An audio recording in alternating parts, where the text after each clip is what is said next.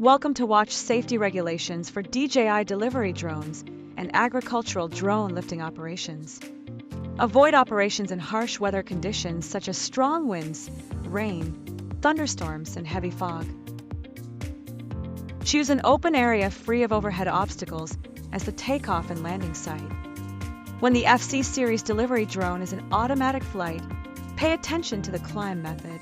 Oblique ascent. Ensure there are no obstacles between the takeoff point and the route starting point. Otherwise, use direct ascent.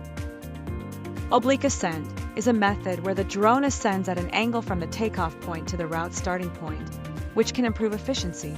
However, when there are obstacles in the flight path, it is difficult to judge whether a collision may occur.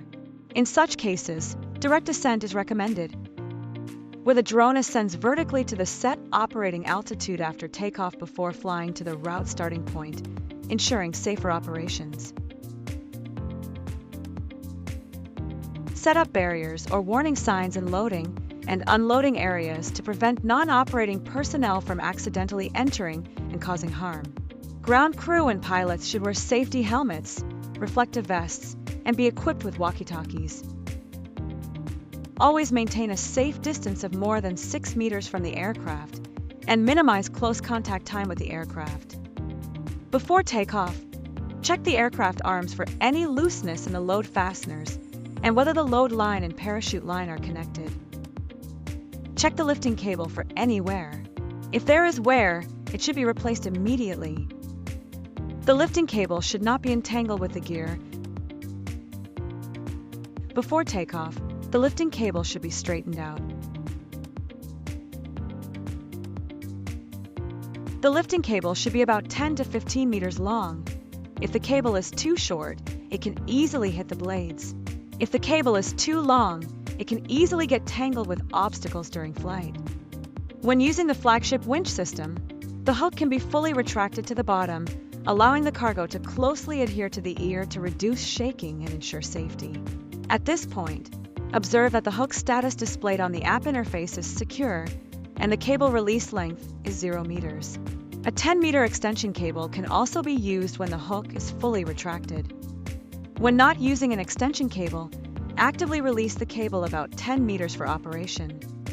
The transported goods should be securely fastened to avoid safety risks caused by falling during transportation. 4. Heavy load long distance, continuous transportation. It is recommended to use an air-cooled heat sink. To improve heat dissipation efficiency, it is recommended to insert only one battery. 4. Operating regulations.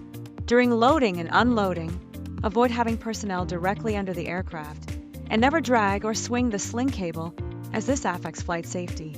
After the aircraft reaches the target point, manually reduce the altitude. After the goods touch the ground, the aircraft continues to descend 5 meters, or releases an additional 5 meters of the cable, then moves back 6 meters. At this point, staff can proceed with loading and unloading. When using flagship winch system, the loading and unloading methods for delivery drones are different.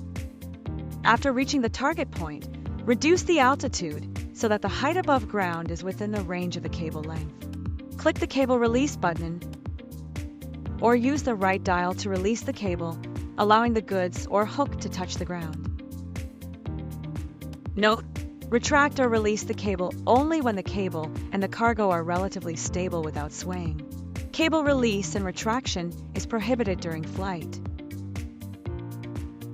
If unloading is required, click to release the hook after the cargo touches the ground. Personnel should move the cargo away only after the aircraft has flown away.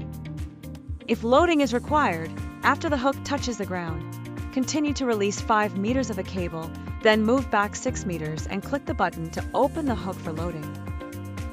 Personnel should avoid staying directly under the aircraft to prevent safety hazards. During lifting operations, strictly adhere to standard load limits to avoid overloading. Simultaneously reserve sufficient safe battery power to avoid low-power transportation. In case of dangerous situations during operation, the parachute can be manually deployed. If the flight control and parachute control box autonomously determine a serious abnormal situation, the parachute will also deploy automatically.